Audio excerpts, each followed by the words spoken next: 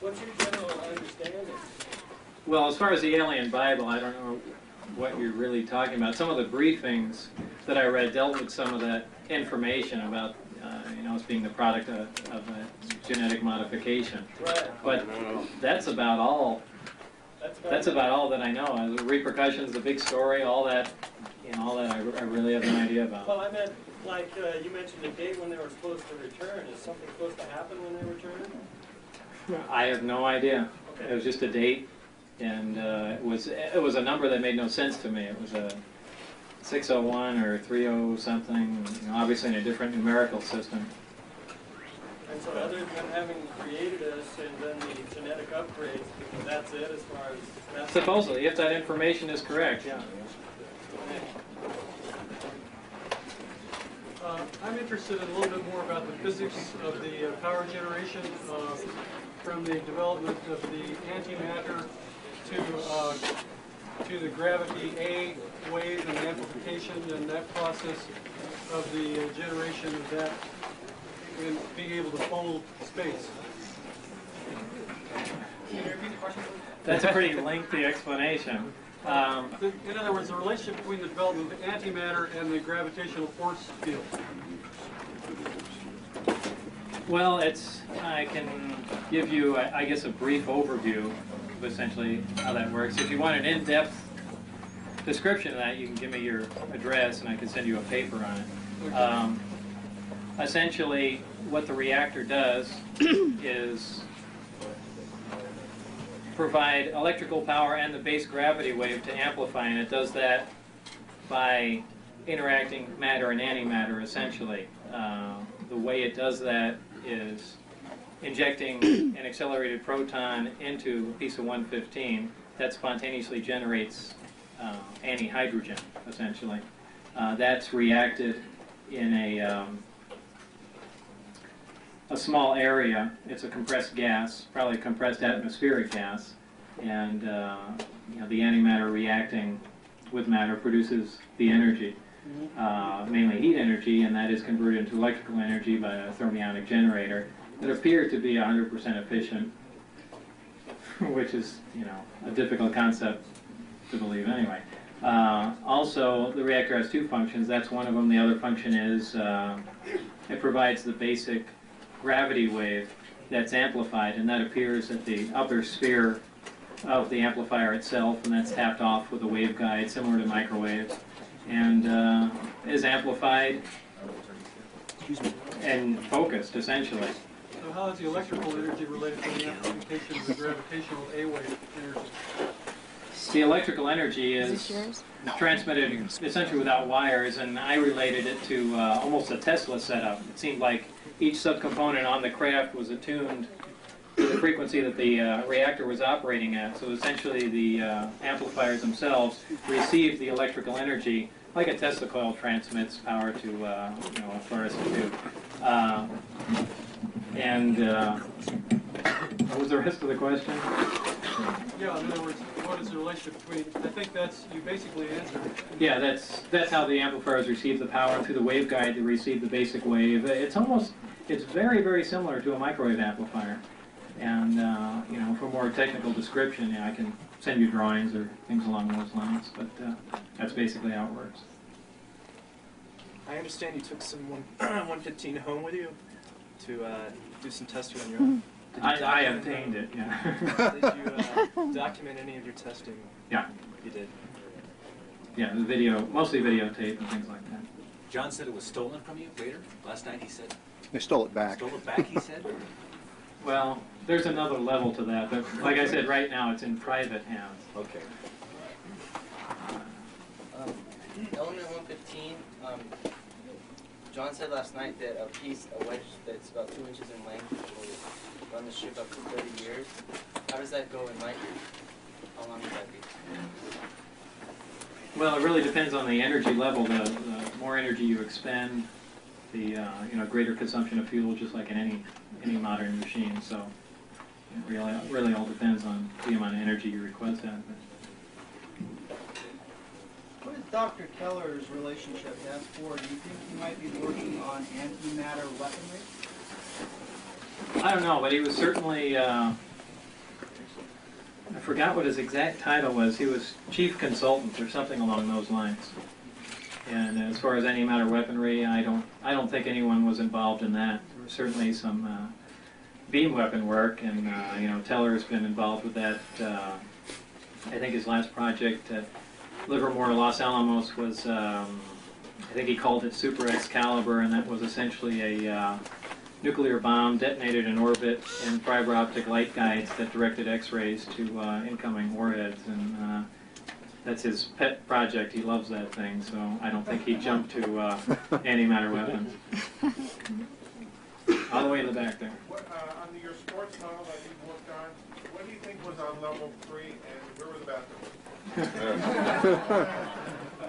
I don't know if anything was on level, well, I don't know if there were any bathrooms. On level 3, I can only guess, and I would imagine that there was some sort of navigational equipment or their version of a computer or something along those lines, because I saw nothing else that controlled the amplifiers, the directions they pointed at. Bob, how do you foresee that mankind can develop this type of machine? I really don't. I really don't, without access to certain materials. Or maybe new manufacturing techniques that can produce those, but until those problems are solved, you know, the fact that we even know how to deal with it or even duplicate it, you know, is pretty useless. How many other materials might be necessary besides 115 that you know of that were contained on the ship? That might be it. The rest of it might be just essentially polishing up manufacturing techniques, making things smaller, you know, just general increase in technology, getting a small accelerator running at a higher energy level. I don't know about the metallurgy aspect of the craft. I don't think any exotic metals are necessary, though they may be employed. I imagine you could make a craft out of aluminum if necessary, but what part that plays, I don't know. Is there any significance to the saucer shape, the geometry, having to do with any resonance or anything of that nature? Not any resonance, but it's important most of the edges on the craft are rounded, because a high voltage field does appear at most of the craft, except for the last upper bump. There's a little ring before that. Now I'm only talking about one craft, so I don't know about the rest, but there's a small ring before that, a darker black one, and that's an insulator ring, and that's the only place above that upper section, the third level, is where high voltage does not appear. Did any technology that came from the aliens resemble anything that we can do today? Have we advanced to any degree that they are? Well, there are some basic things. You know, the fact that they're using a little accelerator, a little bit smaller, you know, we have things like that, if that's what you're getting at. Anything really advanced? Well, as far as controlling gravity waves, you know, yeah, other than the fact of just the way the craft operates, you know, by manipulating gravity, that's about it, really. Oh, I wanted to ask you, talking about metallurgy, what you observed in terms of the structure, the skin of it, the thickness, because, you know, there were reports from Roswell and otherwhere that there was a very thin type of metal skin that was really undamageable and so on. What was this construction of the like? Well, I called it metal, and I really can't say that's what it was. I called it metal because I slid my hand across it, and it was cold, and it was lustrous. So. Did you notice any place like where, you know, an edge or something where it may have been a lot thinner than your standard metals that are balloon that's used in aircraft? It's hard from the outside. You can't tell. No, when you walk in, the way the archways are inside, they're probably about 4 inches thick anyway. So you really can't tell how thin the skin is itself, or if it's exotic or inside. Yes, more on this element 115 and your contention that it couldn't be made here on Earth. What if you found the right bombardment speed, the right target shape, and the right containment? Well, I imagine with enough time you can make a small amount of it. I mean, my analogy is look at You know, look at how long it takes to make gold in accelerator from bismuth or something like that. But that may just be a technology that hasn't advanced far enough yet. Right, but the bottom line is you have to sit there and plug in protons and neutrons, for that matter, into an existing atom, and you have to do it, you know, essentially on an individual basis, and they're not all going to catch on. And some are going to. But how do you think they got their first piece of it? If it was in a dead star, how going from? I think it was naturally occurring somewhere. On their planet. Just because it's stable, yeah, probably so. That's just a guess on my part, but you know, if that technology was harnessed quick enough, chances are they didn't have, you know, when they came here, our levels of technology were probably fairly new to them. They probably never even considered an internal combustion engine, or for that matter, you know, when they came flying into the atmosphere and saw little cigar-shaped things with fire coming out the back, they probably couldn't conceive of how they were powered. So it was, you know, it just all depends how, you know, what materials, raw materials you have. But, you know, that's just an opinion that was a naturally occurring moment. Probably true. Are you aware of any long-distance flight tests that have been done on any of this? As of the time that I was there, I was told that they really didn't take them any great distance at all, other than right outside. Have you heard the rumor of the pilots that were killed by flying No. If we had a working agreement with the aliens at one time, why didn't they give us a user's manual for these ships? Why have we had to work so hard back engineering them? I haven't the slightest idea. You know, Have they assisted us at all with any of the technology and learning it? I really don't know. You know, it almost seems like there had to have been some assistance or some information found, but who knows? Your information didn't indicate that. No. Yeah, with such tight security around there, supposedly only 500 pounds of this material, how is it somebody can get some of it out of there? Because some of the material is that they have there is essentially raw. The material is, it has to be machined into discs. These discs have to be stacked up and then cut into a cone shape and then sliced along the long axis of it. That work is done at Los Alamos. I'm not exactly sure Los Alamos knows what they're doing. Apparently they think that they're developing the little coins they're working on is some new type of armor. And having worked at Los Alamos and know people around that area, that's how I obtained some of it. Can you say anything about Project Looking Glass and the relationship between gravity and time? Well, gravity and time are almost essentially the same thing. And Looking Glass dealt with using gravity essentially to distort time, and as I've said before, I really know very little about that, but you know, they're only talking about milliseconds or even less microseconds of time distortion. They're not like looking back in time to see who killed Kennedy or something. The craft that are you talking about, the scout craft, is that the one that's like the Adamski picture with the 3 domes underneath? And if it's not, I'm not exactly sure what the Adamski okay, picture is. it's the saucer shape that has This is the one balls that looks like one of the Meyer craft. Mm-hmm.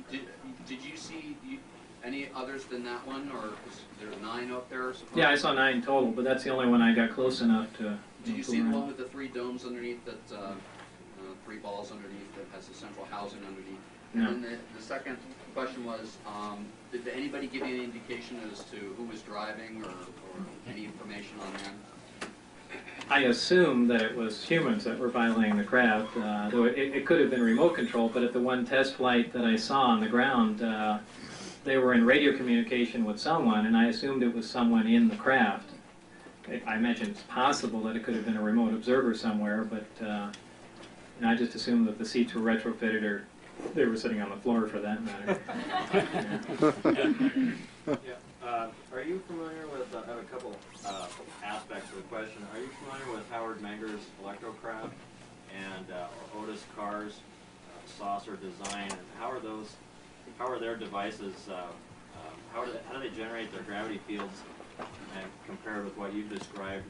And lastly, can you speculate how why the commercialization of some of these crafts hasn't been possible with so many different patents applied for these kinds of design crafts? Because they don't work. Are there any G forces encountered No. by the pilots inside the craft? I don't know. No, no, no. From your interviews, you seem to feel that the Area 51 or the S4 test site was kind of slipshod in how it does its research. It really doesn't have the facilities there to actually do the research correctly. And also, I'm wondering, could you comment about that? And also, I'm wondering what you could tell us about the other types of ships you saw there that you felt were alien in origin. Well, as far as the research at S4, that was kind of slipshod. Just because mainly it was being done from a military point of view. If anything, it was a weapons development program, and they were more concerned about duplicating the technology, not really duplicating the technology, duplicating the hardware, as opposed to back engineering the technology to find out how these theories actually work and what's going on with them. And so they really weren't taking the scientific approach, and that was causing some dissension. I don't remember the second part of the question. Just what other types of ships did you see that might have been alien in origin? I only saw them, and they varied in shape, but I was told they had the same identical power and propulsion system, and that's the extent of my knowledge on it. What about shape? They varied completely in shape. Yeah, on that, you had the military out there supposedly working with the aliens. Did you ever get an inference from them that it was a positive or a negative situation? In other words, when they brought up, when they were talking about the aliens or whatever, was it a positive or a negative type slant on Well, they really didn't talk about the aliens. The only time I ever heard anybody mention anything about an alien, someone, and I'm just assuming that, someone called it, or called the thing, a gourd. And that was it. I heard it in the middle of a conversation, and they stopped talking when I got up to them, so that was the thing. Question to the interior of the sports model. I know you have made reference to the power source in the center of the craft. And there were small seats that were low to the ground. How about consoles or displays or any kind of instrumentation? Nothing along those lines, but what I call the console, there are 3 seats. If you look at the bottom level, there's the 3 amplifiers in a triad formation. Directly above each one is something I call a console, and I think that's a secondary part to the amplifier. And an analogy to that would be the actual amplifier, and the thing hanging underneath would kind of be a speaker if you're talking on audio terms. So. Is there any kind of control or light mounting? No. No on switch? Not that I could find. Did it seem like there was any place or even a need for a light support of any kind on these? Not that it was obvious to me. Two questions. How do they navigate, and how do we converse with them? I haven't the slightest idea how they navigate. Like I said, I think if that, whatever controls the configuration of the amplifier is the focusing, which is basically their navigation, is most probably on the upper level of the craft that I didn't get to look at. And as far as the conversation between them, your guess is as good as mine. Was the local means of propulsion the same as this cross space differences? What was the local means? The local means of propulsion is essentially them balancing on an out-of-phase gravity wave. And it's not as stable as you would think. When the craft took off, it wobbled to some degree. It's, a modern-day Hawker Harrier or something along those lines, a vertical takeoff craft, is much more stable than them in the Omicron configuration, which is that mode of travel. The Delta configuration is where they use the 3 amplifiers. And those are the only 2 methods I know about for moving the craft. Can one pilot, as far as you know, pilot this craft, or does it take 3, or do you know anything about that? I don't know. Oh, in the back in the red? Yeah. They're both in red. Tower 15, was that stable? In other words, does it give off the radiation, or can you hold it? No, it's stable. Stable, so you can hold it right in your hand? Yeah, theoretically, elements should reach a stability around anywhere from 113 to 116, somewhere in there, and apparently that's true. And again, they should reach a stability somewhere up around 220 some odd. But whether those elements will ever be synthesized or found naturally. Yeah, it's unusually heavy. Yeah. I want to know what you think of monuments of Mars, and do you think we have bases also? Do I think we have bases? No. The monuments of Mars are interesting. That's about the most I can say. They're suspicious, and I really don't know until there's more information. I've seen pictures of them and things along those lines, but the most recent Mars probe is taking low-altitude photographs of those, so I guess everyone will know in about a year.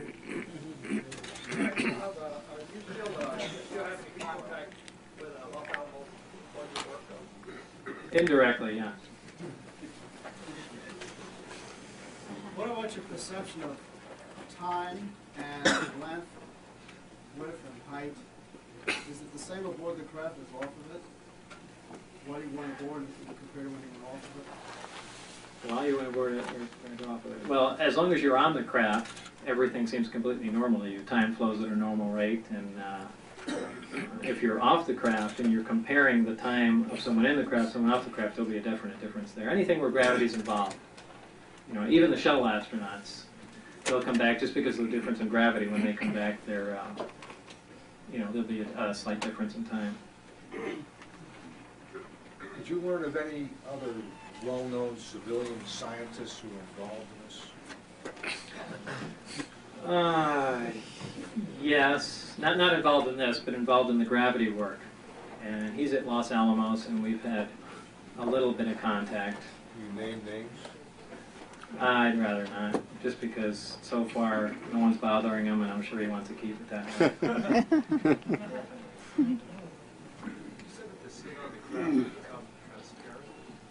You said the wall inside the craft would become transparent. Only one place, yeah. Only one, so the whole craft can become transparent? No, there's only one place where the seats faced, and it, there again, I said that's advanced technology, but it's not that advanced because, we have something along the lines of that liquid crystal that we could, make transparent and also use as, a display of sorts. So that's, but this was metallic, and we haven't anything along the lines of the toughness of metal that you could drill into that can become transparent. What was the time period when the walls became transparent and salts?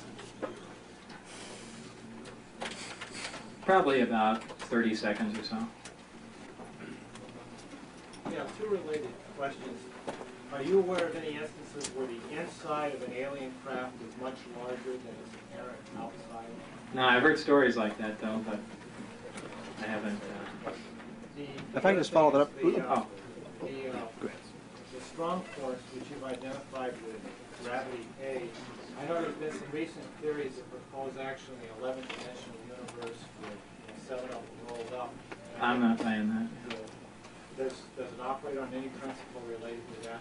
Yeah, my main problem with that, and Stephen Hawking for that matter, is that once you start creating other dimensions, it's like an excuse. I mean, in particle physics, they do that too. When they can't figure out something, they say, well, we don't know what gravity is. Well, it's caused by the graviton. Yeah, they make up particles like that. And you can do that with dimensions too. Well, where'd it go? I went into another dimension. Yeah, it's like an excuse. The bottom line is, as everyone has said, every physicist has said, the answer to everything is always simple. And there's not an 11-dimensional universe. It does. First of all, there doesn't need to be, because all this technology works, one-dimensional, essentially a 4-dimensional universe, and there's no need for it. Yes, two questions, please. You said in your video tape that you to work from Las Vegas to Groom Lake, is that right? Yeah. How did you get from Groom Lake down to In a bus. There's a facility on the other side of Groom Lake, on the east side of Groom Lake. Are you familiar with that? On the east side of Groom Lake. Across the lake? Yes. No, I've never been over there. Did they ever tell you, did you get anything of the work that was done on the west side of Groom Lake? No. Bob, getting back to his question about if there is any difference between being on the inside of a craft while it's under power versus being on the outside of a craft. Of course, you wouldn't have experienced that because you were never on the craft when it was powered, right? Under power. Well, by the fact that the screen became transparent and other things were operational, I can assume that there was some power generated. So. I see. So. Okay. Huh. Bob, how long were you a part of the S4 project, and how key of a person were you on the science team that studied these vehicles? I was probably there only 6 months, 4 months, something like that. It's hard to remember. And as far as a key person, I'm sure I was the last rung on the ladder. Though, because no one had really gotten anywhere, you know, they were looking to me for fresh ideas, which I really didn't have anything because I didn't know what really was going on or where they had been. So it was a very disorganized group, and that's really all I can relay. I don't know how else to describe it. It was frustrating in that regard. Very frustrating. Element 115, does it have emission lines? Does it have emission lines? Spectral, Well, I mentioned it does. Every other element does, yeah. that you know of? Well, no, I haven't seen any spectrographic analysis on it, or well, actually, they did do it. I don't know if I saw it though. I saw a neutron bombardment test and density measurements and things like that, but I'm sure they carried out that test on it. But I wouldn't be able to identify the lines. No. You're not aware of the results? They probably showed them to me, but I can't, for the life of me, remember after 4 years. Is naturally occurring, would you expect to see it in the stars? Possibly in heavier stars or in planets that surround a larger star system. And in fact, some people brought up that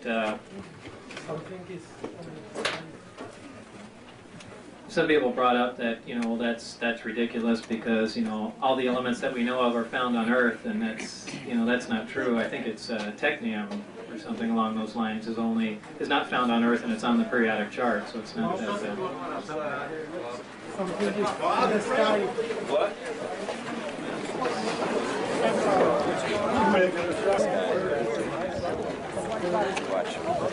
Hello, Dad. Doug, and they mapped it out in the south of France. They looked back and looked, and it has to fall where the natural belt of uranium is there.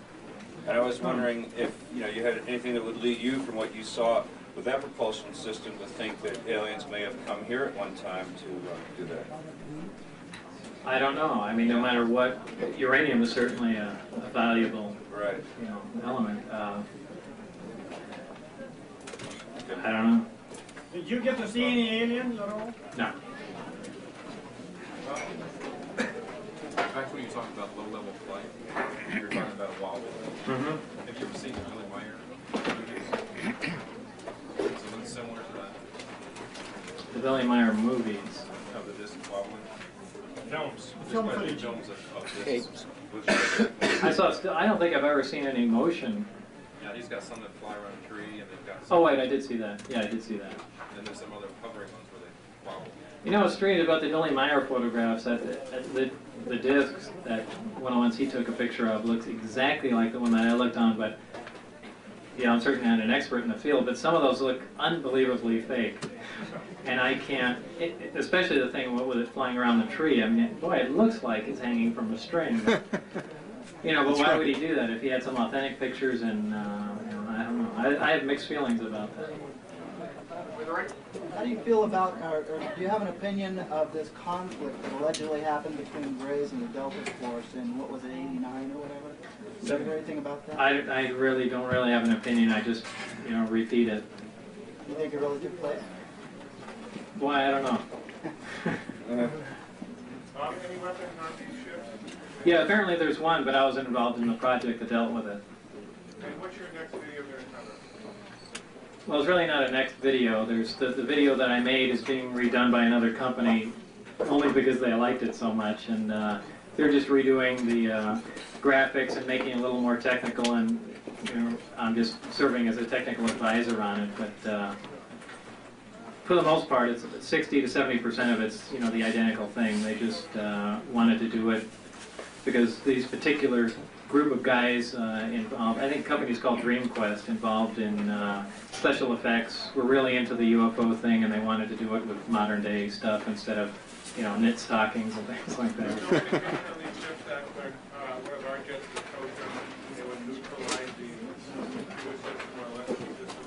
Well, it's certainly possible. You know, I don't have any information on that, but just by the EMP generated, you know, by the systems on the craft, that makes perfect sense to me. I was going to ask you, what type of weapon do they have? It's some sort of directed energy weapon, and I think it's a... Like a laser beam? Well, no, a particle weapon, probably a neutron. How many levels does that S4 have, do you know? Just one, or just below ground? Or? There might be two, but I know there's one, because obviously I was on one, but I can't actually remember if there's any direct mention from there of there being a lower level. But you know, I really wasn't allowed to roam freely around the whole place, so I don't know. You know, I really don't know. Bob, could you tell us about your education? I've got a couple of different conflicting things I'd like to hear from you. That varies widely. As far as electronic technology, my degree there is from Caltech, and physics is from MIT. When did you graduate? Did you go to Pierce College? Yeah, I did. Okay, that's just Where did you hear that? A friend said something that, you know, somebody I don't even know. I just thought, well, it's something I want to ask because it's clear in my mind. Yeah, I went to Pierce and Northridge, and then I'm terrible at dates. I don't remember what date I was at Pierce. Probably like in '76 or something. I was at Pierce, and then '77 or '8. I went to Northridge just for a short time for some classes, and I was at Caltech, and then MIT after that. Yeah, some critics have suggested that there is not a Department of Naval Intelligence as shown on your IRS record. I wonder if you could address that. Yeah, I've heard people say that before, but the bottom line is if you, and I've let other people check into that. Bob Exler is a guy that managed to trace that down through the IRS, and if you write the zip code number on the bottom of it, or NC-101 or something like that, or NC something, anyway, it gets to somewhere in the Navy. You know, as far as if there's a department of there, I don't know, but you know, that's the W-2 that I got sent. So. Well, that same person was saying though that the zip code that was on there was someone that was in reserve, unused in Washington. Some zip code That was unused? Yeah. Well, no, he had correspondence with someone in the Navy through that address. I'm not talking about Bob Exler. I'm talking about Bill Moore. Oh, Bill Moore. Yeah. I don't know. Bill Moore. I know he's an enigma himself. Yeah, I'm just I saying mean, that was his point. I guess he disputes everything I say. He said, well, there's two different types on here and this and that. I said, well, you know, I don't know. So, you know, that's basically what I get sent, and, you know, I've seen enough information to where that zip code works, and that's all the information I have. I really haven't pursued it myself. But maybe you clarify for them why you think this is a legitimate document because of the certain elements in it that are correct. Oh, because of the amount of money. Right. Yeah, no one would know the amount of money Yeah. except me and the that was people correct. that, you know, so that's all the information I've got on it. I have two questions. They're not related to each other, but one is, are they silent or noiseless? And B, who signed your paychecks? As far as are they silent or noiseless, there's a slight hiss before they take off, and up to a certain altitude, and that sounds like a high voltage hiss of sorts.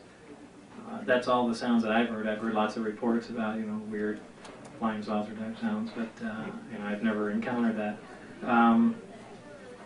Who signed my paycheck? There was a signature on it, but I don't know, you know, whose it was.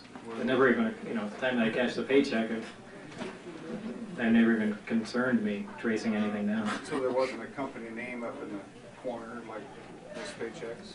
Well, when I worked for the federal government years ago, all you'd No, it get said that, is a green treasury check. There would be no other papers with it or anything from the Department of Treasury.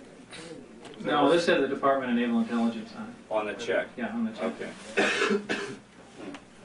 Thank you. Bob, when a craft like that comes into our atmosphere, would you expect a loud report? that might be explained? Well, it's solely dependent on the velocity that it enters. So if you're dealing with something that manipulates gravity and doesn't have to slingshot into the earth, you could come in at a low speed, not heat up, not really encounter But it's any. velocity dependent, is that so? Right. Well, yeah, if you're traveling at supersonic, then you get a report. If you're not, you don't. It's pretty straightforward. When you were at S4, to your knowledge, what was the approximate percentage of civilian versus military personnel, and in what kind of job categories? The civilian personnel were scientific in nature, and the military personnel were only security. And as far as the percentage, it was a small percentage of scientific to military personnel. Are there any secretaries? I'm sure there were offices all over the place, but when I came into the facility, I was essentially escorted right to where I work and worked there, other than the few amount of times that I got to walk into the hangar and under an escort too, and when I left it was the same. So like I said, there might be offices, there might be bunkers in there, there might be underground levels, there might be an alien nest in there. I have no idea. Excuse me? How did you eat? How did you eat? The only place I ever ate was at Area 51. So if there was a cafeteria there, I never got to eat in it. You come and go with other people? I usually came with Dennis Mariani, who was my supervisor. Now, I wasn't on a full-time swing, essentially. I flew in usually between 4 and 5 o'clock at night and left by 11. So I was only there for a short time each day. Bob, aboard the bus from Groom Lake to Papoose, how many people were boarding with you? Very few. More than yourself? It's me and Dennis, and usually, well, or actually not usually, occasionally one other person. How about Barry? I don't think I ever saw Barry on the bus. Just two of you? Mm-hmm. Is there a chance that any of the workers might defect? Barry would. That's why I spent some time trying to get a hold of him, and there was actually some time after all this hit the news and the whole thing went down, we got a call from Dennis, my supervisor, and he arranged a meeting at the Union Plaza Hotel. And when we got there, I brought 3 people with me, and I think he said he'd be in the casino area somewhere, and we went. I think Gene Huff came with me, and we went into the area, and walking down the corridor, I recognized one of the security personnel from there. And then when I finally found Dennis, he didn't even acknowledge my presence. We couldn't get his attention, and I left. So apparently, someone had known of the conversation and sent someone down there and made themselves obvious to Dennis, or something happened, and we left. But I think that was where Dennis really wanted to say something. I understand that you used hypnotic regression to get at some of the details of your experience. If so, what is your impression of hypnotic regression as a tool? It's probably reasonable because there are specifics. They contend that you can sit there and reread a document as if you had, as if you were there reading it for the first time. And what I was mainly interested in was in some of the schematics and drawings. And I did some of the hypnosis stuff with Lane Keck, a hypnotherapist in town, and I was certainly able to redraw a lot of the schematics and engineering drawings along those lines. And it's so as far as using it as a tool for that seems to work. For anything else, I don't know.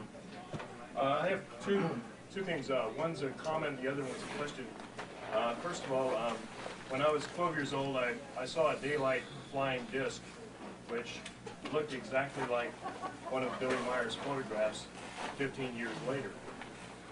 And this just... You mean earlier? No, earlier, 15 years earlier, I saw this disc, and then Billy Meyer took a photo in 1975 of exactly the same disc that I saw. Down to the last detail, it was the same. And then you said that the sport model looked a lot like the same photo in an interview with George Knapp. And I thought that was really interesting because it kind of tied it all together for me. And then I just wanted to make that comment. And then the question I had was, what was the year of your graduation from MIT, and did you You have a PhD? No, that's a master's degree. Just a master's. The year, what was the year of graduation? Probably 82, because I think I left there. Went to Los Alamos? I went to Los Alamos. Thanks. Is there some, can you talk about the mind control that some people have said was used on you when you decided to leave, and also the threats? What mind control would that be? Someone made a comment that that you might have been a victim of some sort of mind control, or That came about by, when I was first brought there, they had a doctor, or nurse actually, in medical setup there, and right after I had signed all the release papers, and my first time out there, I went in and they did what I perceived to be an allergen test, because they put a grid on my arm and different, pricked me with different chemicals, and it was their contention that, well, boy, there's a lot of strange elements here and unusual things you'll be working on, so they're trying to see if you're going to have any adverse reaction to them. And I was given something to drink. I said it smelled like pine, which it did. That's the best way I can describe it. And a lot of people jumped on that, saying, aha, well, that's the mind control substance. When you leave work, you're going to forget everything. When you come back, you're going to remember everything. But I think if anything, it was an anti-allergen drug or something along those lines. how about the threats? Any kind of threats being used? Yeah, there's plenty of threats. Well, I mean, can you just think of like bodily harm or the loss of pension or what kind of stuff? Well, the loss of pension and jail time, that was part of signing the paperwork. As far as bodily harm, after they caught us the time I brought out John Lear and a couple other people up there, then they threatened me, and they really didn't get much reaction out of that. Then they threatened my wife at the time, and they really threw out everything they could, without physically, attacking me. Well, that's what I was wondering. And once they knew it was really you, not Dennis or someone else or anything, why didn't they just arrest you under charges of violating the act? Well, they can't arrest me because they'd have to admit, that this is classified material. Well, you were they'd have talking to, about. Yeah, they'd have to release it. Why didn't they, kill me? Right. That I really don't know. Maybe that had to do with how I got the job, or referencing the connection to Ed Teller or something along those lines. But I don't know. Were there any contractor names, departments, divisions that were mentioned, or signs on the wall or anything like that referring to any companies or anything like that? No, but I know EG&G had nothing to do with it. That's the only light I can shed on that, because I had mentioned that to him once, because that's where I was interviewed, at the EG&G building, and I thought that it was part of an EG&G project, and I think it was Dennis who said that, we don't let those people, anywhere near this place or any, they were just a sore thumb to them.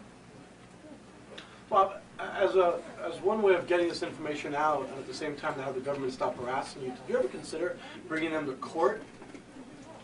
On what charge? Well, threatening you or your family, harassing you, and as a result of that, forcing them to... With what evidence would I do that? I mean, it's hard enough to prove it to, the layman in general, but taking it to court, it's impossible. I mean, there's plenty of people that don't believe me anyway. So you never sought out legal counsel with regard to any of this?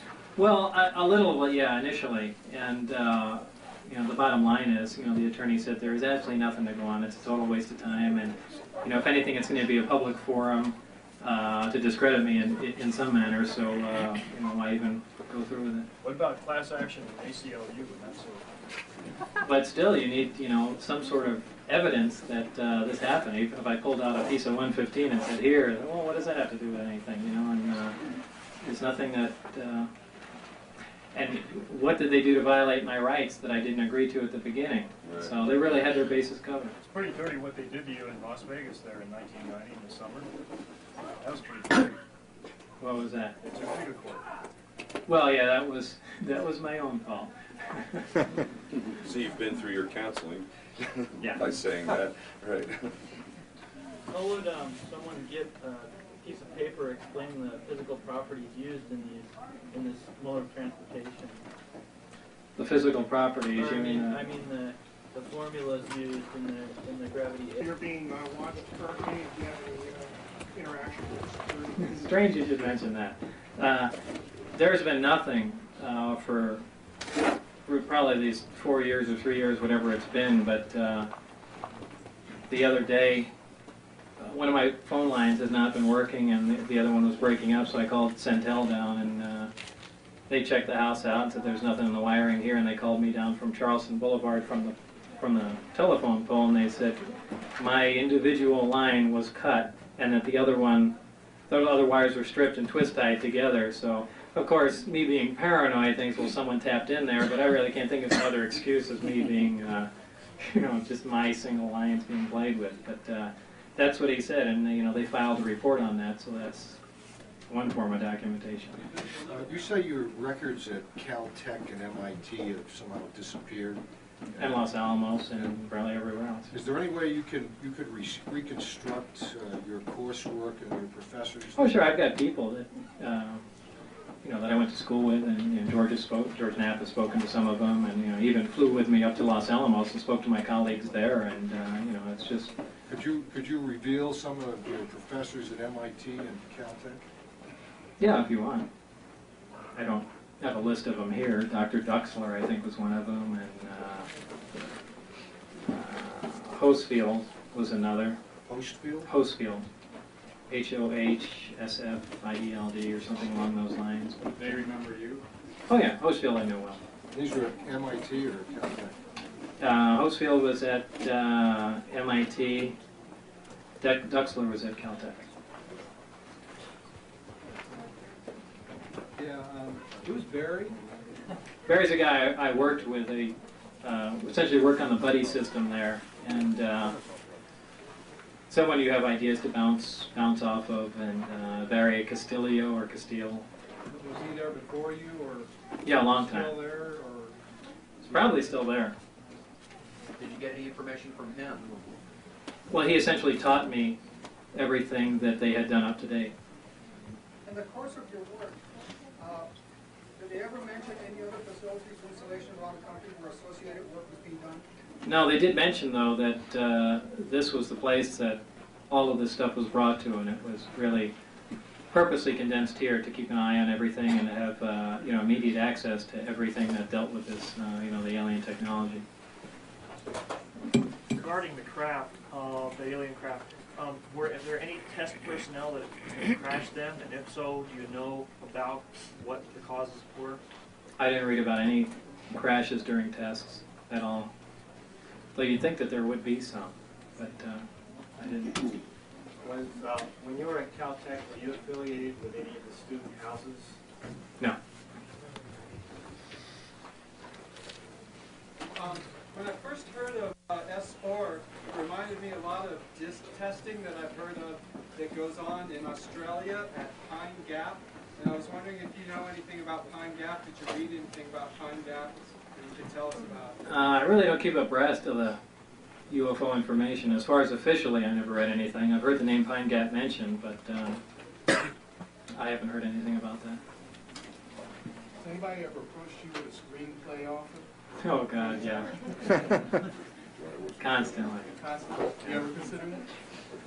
Yeah. The main problem, Columbia Pictures last year really wanted to do it, and they said we're making a screenplay, and my only problem is that if you guys are going to make a movie, it has to be exactly what happened and not the Hollywood version. I don't want to see Steven Seagal in it or anything.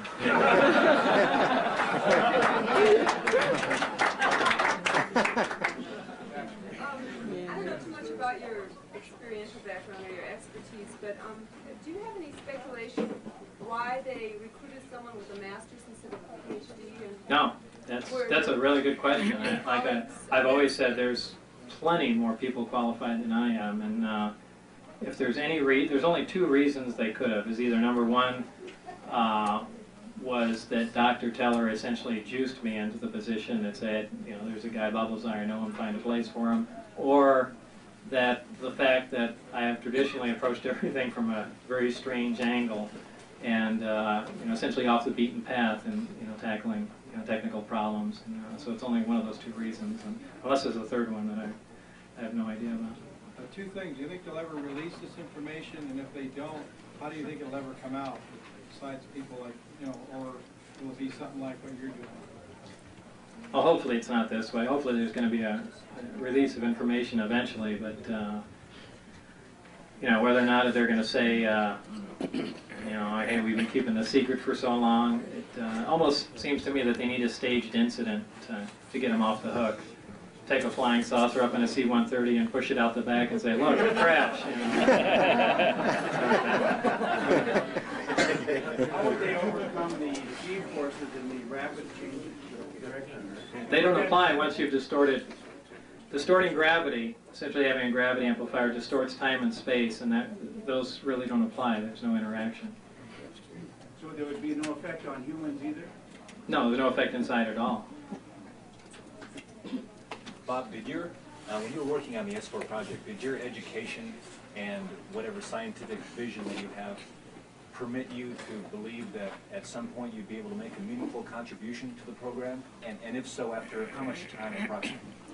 I was always in serious doubt whether or not they were going to get rid of me because I had, there really wasn't anything that I could contribute. I wasn't an expert in any particular field that they were dealing with. So, I mean, I made some contributions as far as determining what element they were dealing with was, but... that was significant, right? Yeah, to some degree. I was wondering, when you were at MIT and Caltech, I forgot if you had a master's degree or doctorate or whatever, but did you come from a pretty, was your education pretty traditionally grounded as far as your own views, as far as physics and what is common knowledge, as opposed to theoretical things? And in other words, how surprised were you when they started showing you all of this hardware and these concepts that could do things that is really... Oh, very. I was... How long did it take you to start grasping that? Even when I was reading the documentation, you know, the alien question really never entered my mind. I kept pushing it off to, you know, all this group of scientists secretly came up with. Now, I never, and I just had a mental block against that because I always thought flying saucers were totally ridiculous, and the people that, you know, really paid attention to such phenomena were just out in left field. You know, they belong. Thanks, Bob. But it really made very little sense to me that you know, anyone would deal with something like that. So I really held out to the very end, and you know, they finally said, "Well, Bob," and that was it. While at S4, did you ever hear any Air Force or military squadron numbers or names bandied about?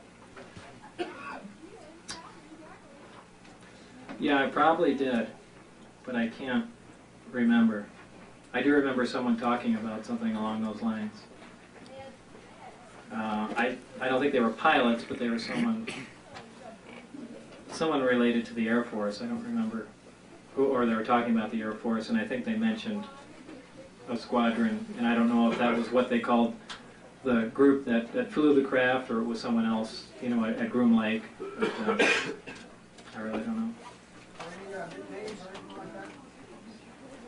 No, there really wasn't much, you know, idle banter going on. As far as like the gravitational field with these crafts and so forth, if you were to amplify it enough, could you enlarge the area that you want to take? In other words, could you move more than just the craft itself, say 2 crafts under the same power source and so forth? Or have you even ever considered something like that as feasible? Well, like a tractor beam? It's possible, as long as they were both essentially in the field that was being emitted. I really don't know what, you know, how the level of energy relates to the amount of mass that can be bent that way, or how the amount of space that can, those numbers I really don't have, so it's just a guess. Do you think it would be feasible?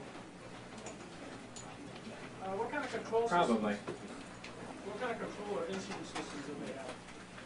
I really don't know. That anything that I assume was control systems or instrumentation was up above, and I think that's where the navigation computation took place. And you know, I dealt with only the power-hungry components essentially.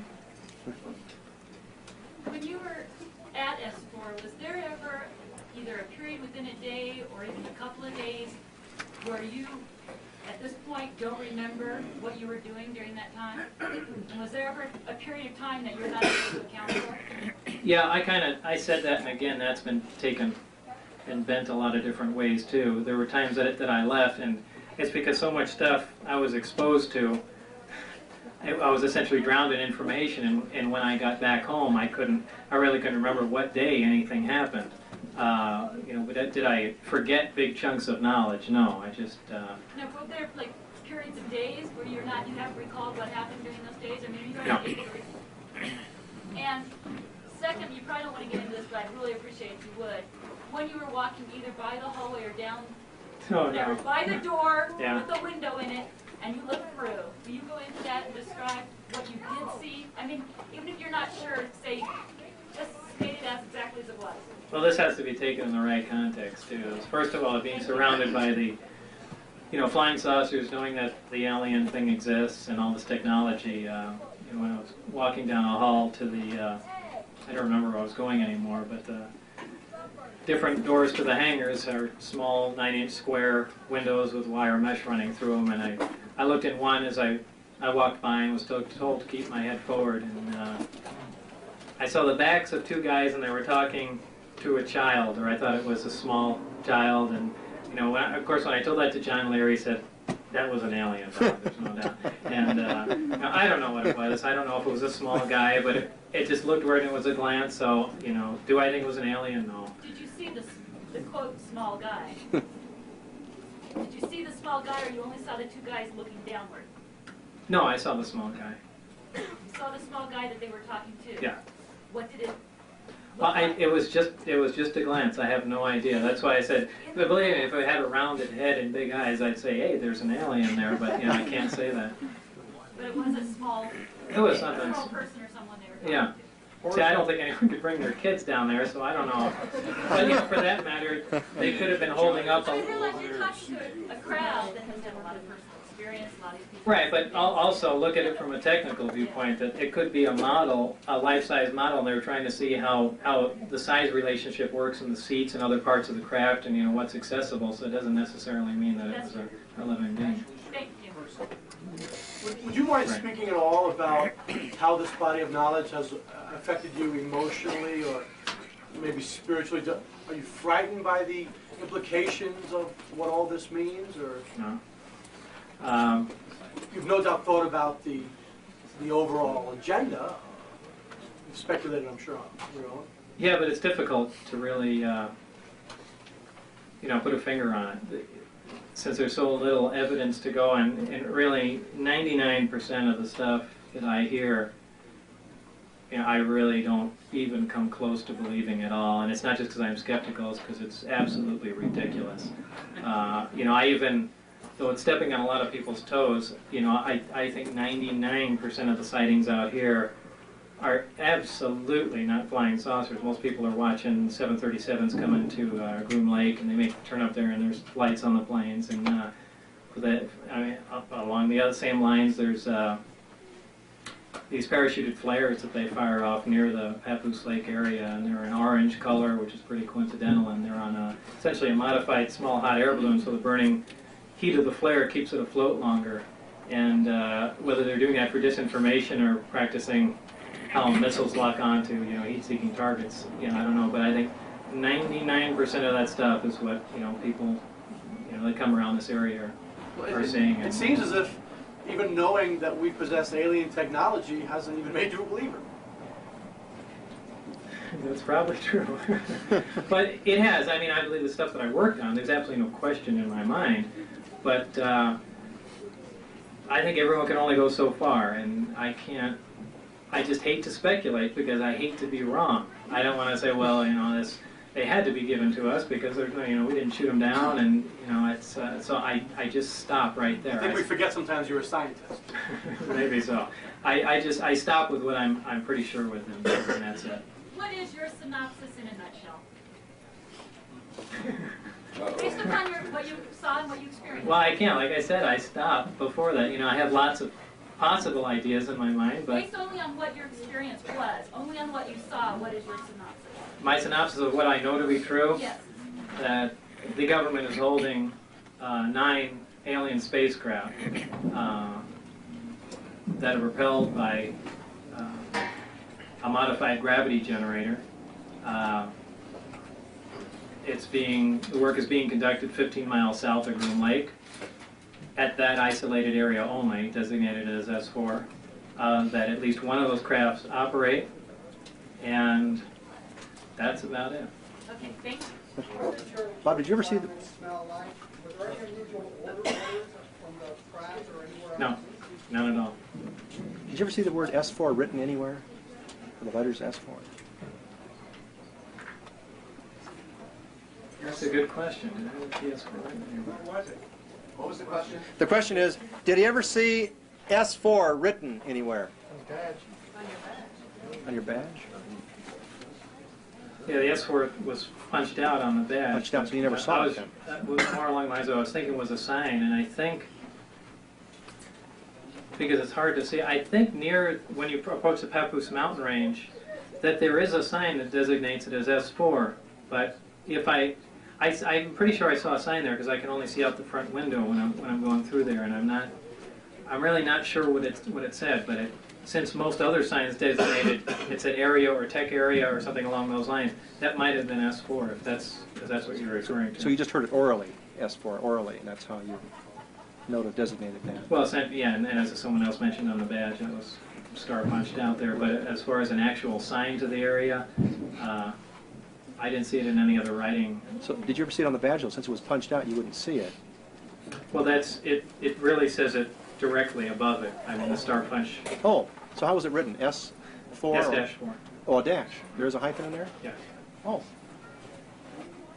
Because Bill Moore's making a big thing. I says, how do you write it? He's talking to George Knapp, trying to debunk the whole thing. How do you write S4? You know.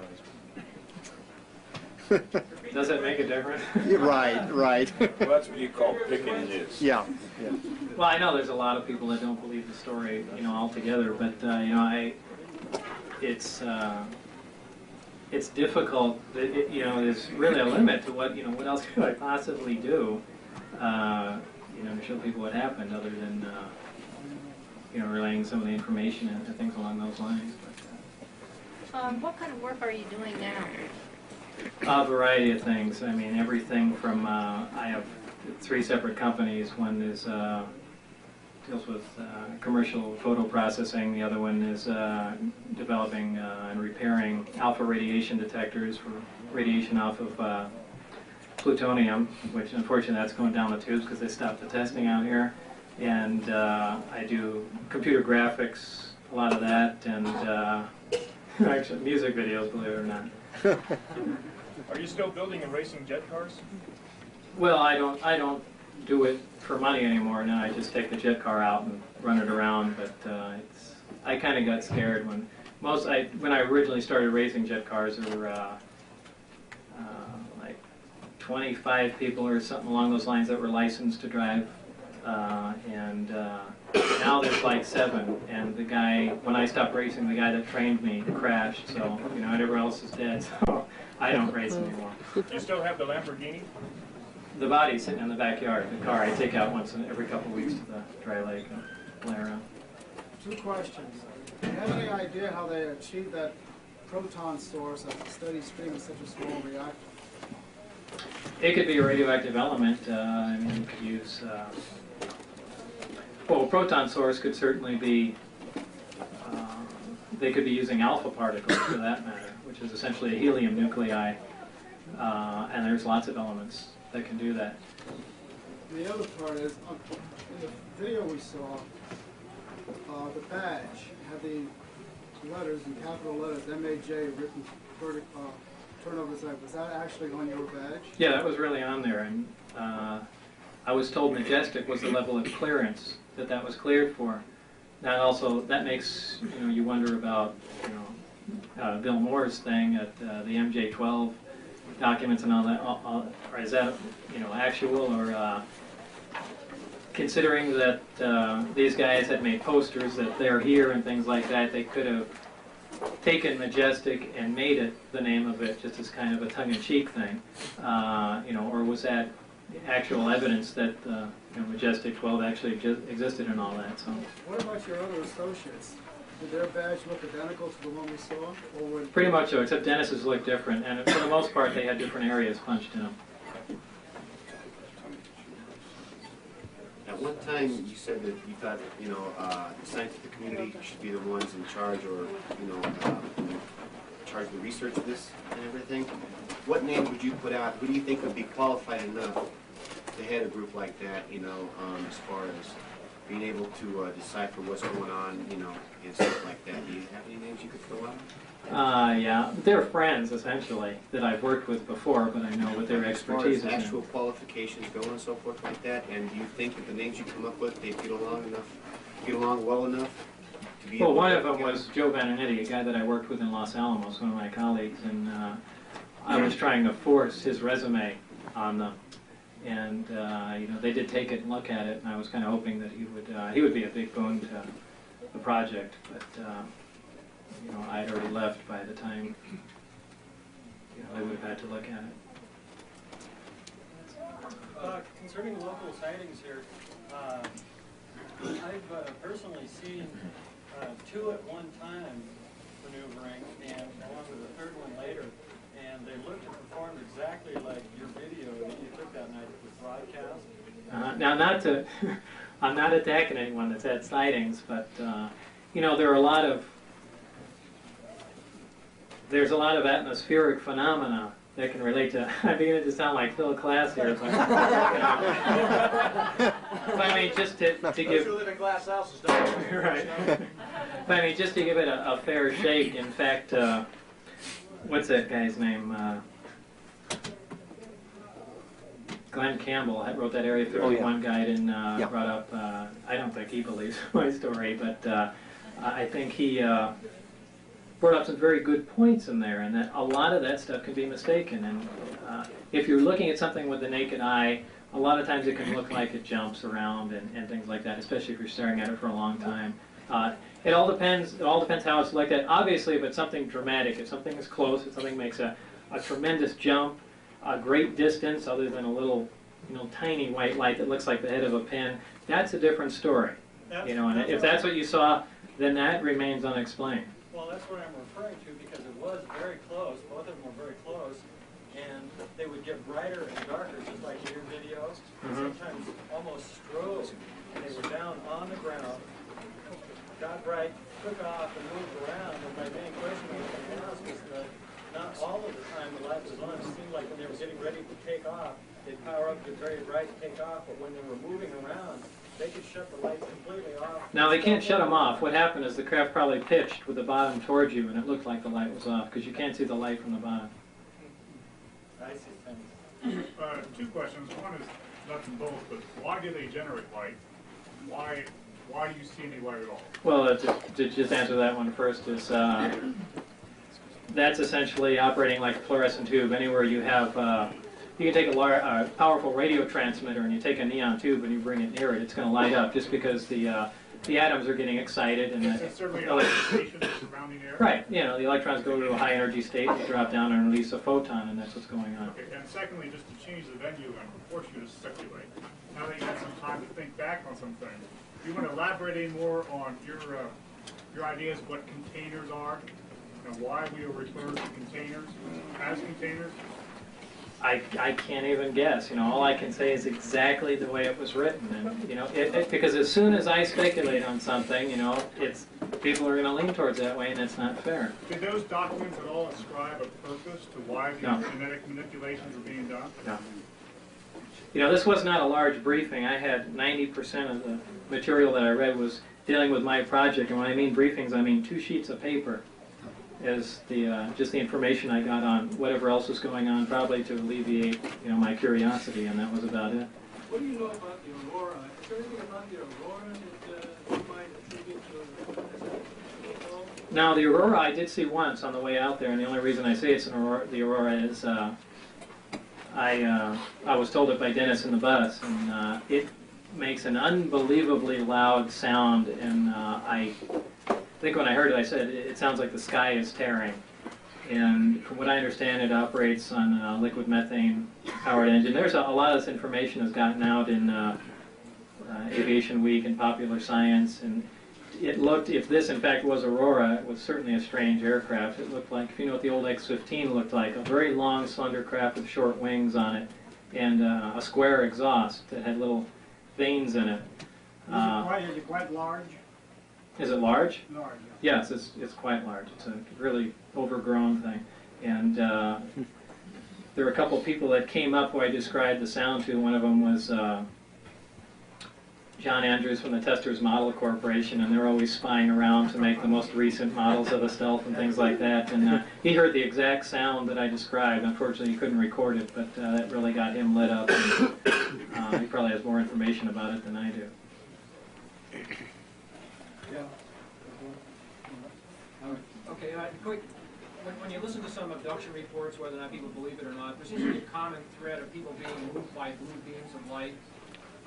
Did you ever talk to anybody in your work about technology that could explain that, or is there extrapolation of propulsion systems that you work on, principles that could explain something like that? Any of the 3 gravity amplifiers could do that, could lift something off the ground, or for that matter, compact it into the ground.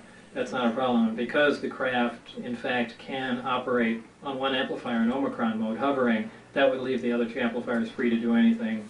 So I imagine they could pick up cows or whatever else they want to do. But you know, the craft that I worked on, there was absolutely no provision for anything to come in through the bottom of the craft or anything along those lines. So I don't know how, if that in fact does happen, it's in a completely different type of craft. Does a blue sound, is a blue color consistent with what you would expect? That's more consistent than the craft's glowing orange, because you know the interaction of the it should the nitrogen atmosphere glow blue. Did the ship appear to be cast on a piece of metal? Not cast, and well, at least more it was injection molded, because there was no sharp objects, even where the seats meet. The floor is curved, the top of everything.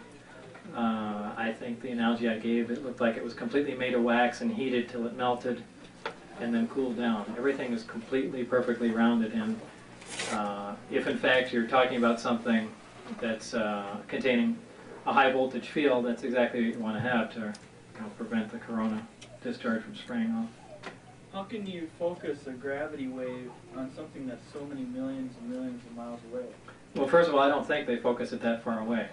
Like I was talking to with someone else, I think these trips are made in several small jumps, because the amount of energy required to do something like that, and it's not really that, not the amount of energy, but if you're looking at 3 amplifiers that focus down to something the size of a tennis ball, that the amount of precision that's required to move the amplifier with minimal deviation out there eventually is going to exceed anyone's level of technology. So if you're doing a jump of 1,000 miles, I mean, that's tremendously impressive. If you're doing a jump, I can't see them jumping a light year, much less 30. It just doesn't seem possible. Do you have knowledge of, or can you speculate on what these small silver round appearing looking balls are that seem to be associated with crafts? I never heard of them. In the video surrounding UFOs in Mexico City during the eclipse, there's some very remarkable video of a pulsation of some sort of field surrounding these UFOs. Would that be an attribute, would that be attributable to the type of technology that you saw? It's possible. An optical distortion? Yeah, absolutely. You saw a pulse, and the polarization of the pulse seemed to be changing as well. That's certainly possible. Yeah, in your video that I saw last night, you were mentioning in what you're reading is that the aliens had a capability of anesthetizing a human brain, and that could be broken by either rock music or stimulants. Rock music. I think did I actually say that in the tape? Yeah. Loud music. Okay. Yeah, apparently, whatever, I don't know what else to call it other than some sort of anesthetizing hypnosis along those lines. But anything that distracts attention at a high level, and certainly, some sort of stimulant drug or something that gets someone riled up would not permit that to happen. It's just like in modern hypnosis, or not really modern hypnosis, but in hypnosis in general, if you're not in a relaxed state, you're not going to get into that level of consciousness. So, if you're in a very alert, awake state, it's going to be hard to, cause that effect if, again, if in fact that is correct information. What context was that information in? That dealt with some of the biological effects of the aliens on, I think essentially on the human race is what it was, is how it was termed. This was in, I think it was in part of the autopsy reports because they had the single organ they had in their body cross-sectioned and split up, and I think there was a comments in there about what different functions of the brains are, and I think that's where this came up, is they're trying to relate some unknown lobe of the brain to this function, but that's so typical. There again, like in particle physics, we don't know what it is, so hey, that's what does it. It's not necessarily true. Yes, I hope you won't be offended by this question. I have to ask it to verify your bona fides. Have you ever gone by any other name? Have I ever gone by any other name? No. You've been Bob Lazar from birth. As far as I know. Mr. Lazar. Yeah. Do you have any other biological information on the aliens besides that they had one organ? No, that's all I have, and that was essentially just from looking at a photograph. So we don't know if they eat or drink or... They probably do, but I don't. This is really just a comment because you mentioned how you feel about Billy Meyer, that whole scene, but you said that the craft that you worked on looks just like the craft that from the Billy Meyer case. One of them, yeah. However, the beings that Billy Meyer supposedly was in contact with are supposedly full-size, like average human beings. And you said that the craft you worked on had chairs that a full person could not sit on. But if you looked at the Billy Myers information, I think somewhere in there, maybe I've got this wrong because so much stuff has gone through my head, that the people, the large people that apparently flew that craft, did not produce the craft. They think Billy Myers said it was obtained from creatures that were 2 meters tall or 1 meter tall or something along those lines. Which craft was that? The craft that they... The Billy Myers. The case from Billy Meyer? Yeah. Well, they claim that they were operating the craft during those contacts. Well, so were our guys for that matter, so I imagine they could be retrofitted, but, I don't know, I can't go either way. I know the one that I worked on was small and was certainly uncomfortable for, anything in the area of 5 to 6 feet to walk around in. Bob, were the other 8 crafts given to us by the same aliens, and where did we get that? I don't know. That's information that wasn't given to me. But I think as I said on my tape in an interview somewhere, one of them absolutely had a projectile hole through it. And the only thing, I don't believe it was shot down. This is a personal belief. But more along the lines, I believe it stood up on its side just to see how the metal would react to a high-speed projectile going through it. You were there for what, 4 to 6 months? Yeah. You had a lot of contact with security, obviously. Yeah, too much. Too much. Regular escort, a sane person. How did they act? It depends. Each one Did you ever goes. talk to them? No, I never talked to them.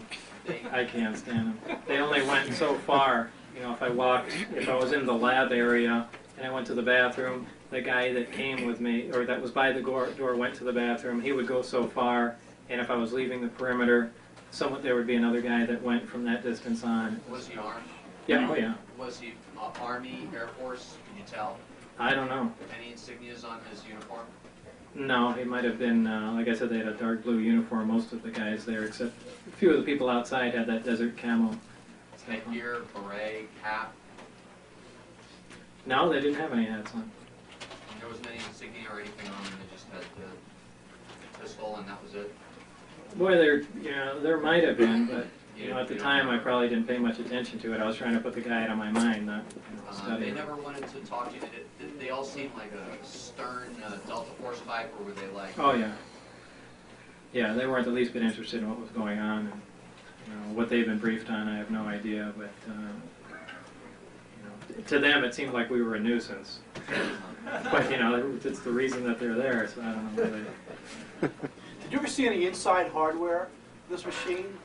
The nuts and bolts, wires, and obviously you probably did. Did it look like our nuts and bolts and wires we get in a hardware store, or what? Well, as far as fastening devices, everything was formed together. There were no nuts and bolts.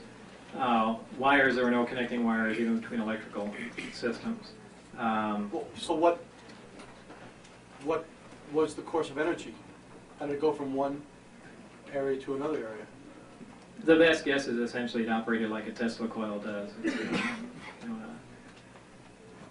a transmitter and essentially a receiver tuned to the transmitting frequency and receives the electrical power. And you know, there again, that's not real advanced technology. Tesla did that in the 30s, I think. Lights on a console, were they plastic? No, no lights. There were no lights. Nothing.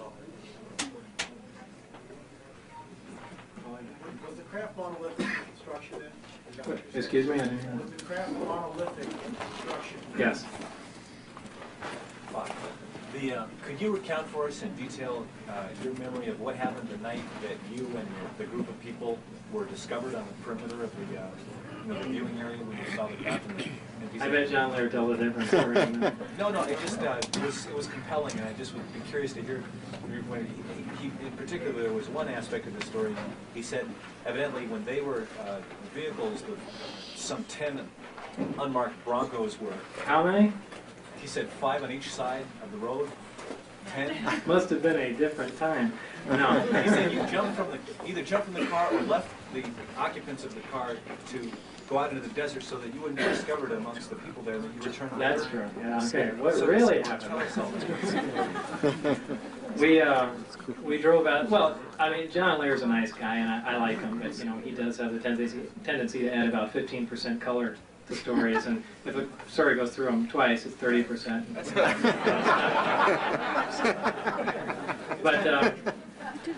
But what happened that night is we took a Jean, my wife at the time, and her sister were going to go out and see what we could see because it was a test flight coming up. And John knew that we were up to something because we didn't invite him in, and he showed up at the house and said, okay, you know, well, we're going, and, you know, come on. We had rented a car because the only reason we rented a car was because sister-in-law was in from out of town. All I've ever owned, usually the sports cars, they seat 2 people, and that's all we had. So we had rented a car, and we all piled into that. And we drove out there. I don't remember what time we got there at. But it got dark. We waited right till dusk to drive up the road. And we got probably about 7 miles in, I think. And we were very careful not to hit the brakes because we didn't want the lights going on, because we knew there, by watching up on the road beforehand, we knew there were security guys running around just looking. Is the mailbox road? No, I've never been on a mailbox road. It's the only Broom Road, that you know, big one that goes up there. Well, it's probably on Mailbox Road, but I didn't watch anything from that. We drove in probably about 5 to 7 miles, and we brought all kinds of stuff with us. We brought Geiger counters, we brought a Celestron 10-inch telescope. I brought a 9mm pistol because I really didn't want to get caught. And we came up there, and as we stopped the car, my sister-in-law was driving. She stepped on the brakes. And so we stopped right there and just waited. We didn't see any reaction. And then somebody opened the door and the dome light went on. And as soon as that happened, 2 different sets of headlights lit up on either side of us. And we said, that's it, we're dead. So I went in the truck and I got my pistol and I went out to the desert. They were far enough away. Oh no, what happened? No, I got that wrong. We hopped in the car and then started really hauling ass back to the exit. Thinking if we could get to the road in time, you know, we're out of their jurisdiction, there's no problem. Yeah. So we got about halfway up there, and I think there were 3 vehicles maximum. I stopped, and we figured we're not getting out of there because as we're getting close to the top of the road, you can see another vehicle pull in. I said, well, we're trapped. So I got off and ran out to the desert. Now the rest of the story is from the people that were there because I was out in the desert laying down on the ground. Supposedly what happened was these guys came out. John set up the telescope real fast. And that was the best excuse he could come up with. That's right. And the guys came over and said, I think John interrupted him and said, hey, what are you guys trying to do, a drug deal or something? Did we interrupt something? And, they kind of just shrugged that off. And John said, well, we're looking at Jupiter. And, they said, what are you guys doing out here? They just ignored whatever he had to say. And went on for a while. I don't remember the conversation because I wasn't there. But now it was pitch black. You couldn't see your hand in front of your face. It was a moonless night. And they said, all right, well, just get the hell out of here. They backed off down the road and they stopped. But we didn't know that and turned around. You can see all this happening, right? No, my head was down. I didn't want my glasses or my white face shining. So a few hundred yards away. A few hundred yards away, they had stopped. No one knew this at the time, and I came back, out of the desert, and I'm usually very sarcastic and joke around. And what I said was, when Gene Huff was standing there, I said, man, we're lucky those guys didn't see the other 50 Delta Force we had out there, or something along those lines, that could have taken him out at any time. And he laughed, it was just, I don't remember the exact content of the joke, but those guys heard that. And they're sitting there watching us, so I guess, now I learned about most of this from the debriefing afterwards when they took me in. So the guys that were there were on top of the truck or Jeep they had, and they went to arms because they thought there were guys standing out there. So they had us all under gunpoint. We didn't know what was going on. And we're sitting there talking about everything that had happened, flying saucers and all that stuff, sitting on the bumper, and we're just looking off down the road. And we see a little green light drop on the ground and roll around, and it was a night vision scope. And someone picks it up and it disappears. And we all said, well, let's get the hell out of here. What's that? What happened? It's that one of the guards had dropped a night vision scope, and it rolled on the ground, and we could see the little green image rolling around. And you see it pick up and and disappear. And it was only like from here to the the netting over there. That was the distance because it was completely dark. Wow. And so we got scared, and as soon as we got in the car, we all agreed, they're right there, and they heard everything. So we took off, and we got to the top of the road, and the Lincoln County Sheriff was there. And that was another major hassle. So he wanted to search the car. We wouldn't let him, and he was in radio contact with the base or these guys out there, and they said, where did the extra guy come from? And, that completely confused him because I guess they had never seen me come up or something like that. They thought I was another guy that walked around, however. Anyway, the big problem was that there was another guy, and I think legally they can only hold you there for an hour. And we were there for like 59 minutes, and he said, okay, go. But, he really wanted to search. Well, I got to backtrack a bit. John Lair made the colossal mistake. We were under just minimal suspicion at the time, and he asked for everyone's ID.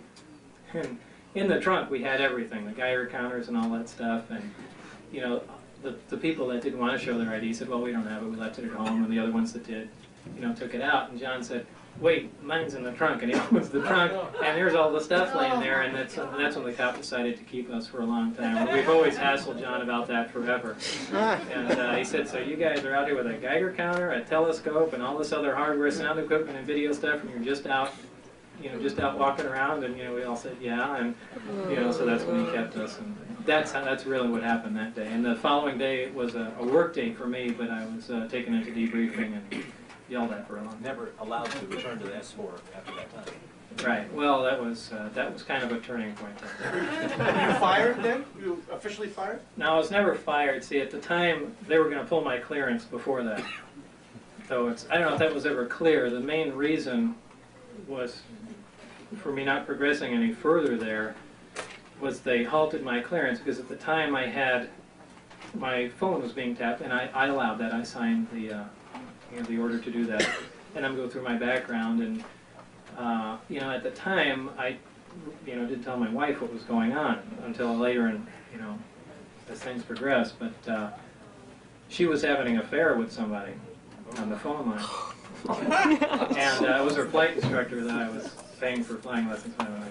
But as this was going on, just like in the astronaut program, not only do you have to have you know, security as far as no connection to foreign governments or things like that, but as far as your family life, it has to be stable because they don't want any, you know, loose cannons running around. So this was going on. I had no knowledge of it, and they said, well, you know, what they were going to do is not say anything to me and wait until one way or another the situation resolved itself. Either, you know, my wife took off, or you know, came to an end, or whatever. So when I was in debriefing essentially that day, you know, this is when they really started attacking me and hassling me, and that's when they took out the phone transcripts. And, you know, hey, by the way, Bob, your wife's fucking somebody, and that was the last time I went back. So that was a real fun time. Rather profound meeting. Yeah. In a variety of ways. So that was. Just pretty bowled over. Yeah. Did you see stuff out at S4 that you chose not to talk about? Did I see stuff at S4? Yeah, is there more going on that basically you decided not to? Yeah, but not that really changes anything. It's the same thing. It's just little technical things that, you know, it's really not worth bringing up. Yeah, real quick, did you see the paperwork, how they got the disc to start with? No, it's pure speculation. What did you have the Geiger counters for, and do you believe that, are there dangerous levels of radiation in this area because of testing they did previous to this point? I think we wanted to see the background level, and I don't remember, it was just like a staple to take along with it, you know. I understand that this area tests high for radioactivity, the background levels are high in this area. Is that true, to your knowledge? I don't know, we had the Geiger counter, but before I got to measure the background, I don't know what it was. Bob, this might be important because Jacques Vallée is such stature, and he's trying to debunk you on the basis of supposedly he's telling your report is only that you saw a DVM and an oscilloscope at S4. As far as the equipment there? Yeah. This is another thing that's gotten so twisted. Jacques Vallée, who's a UFO writer or something, came to see me in Las Vegas. I don't remember how long ago it was, but after the George Knapp thing, and he came down with some producers from Universal Studios who was going to make a movie about his book Intruders, or not Intruders, that's someone else, Dimensions or something. Anyway, they came down with him and they said, well, we want to know what you think of this, and you know, just give us your opinion if this jives. And I looked at the information and he explained it to me, and I said that has nothing to do with the craft that I worked on or any of the technology that I was involved in, you know, period. And Jacques really didn't appreciate that, but they asked for my opinion. So I said, and you know, as far as the conclusions he's drawn, I don't agree with them. I think they're completely wrong, and so on and so forth.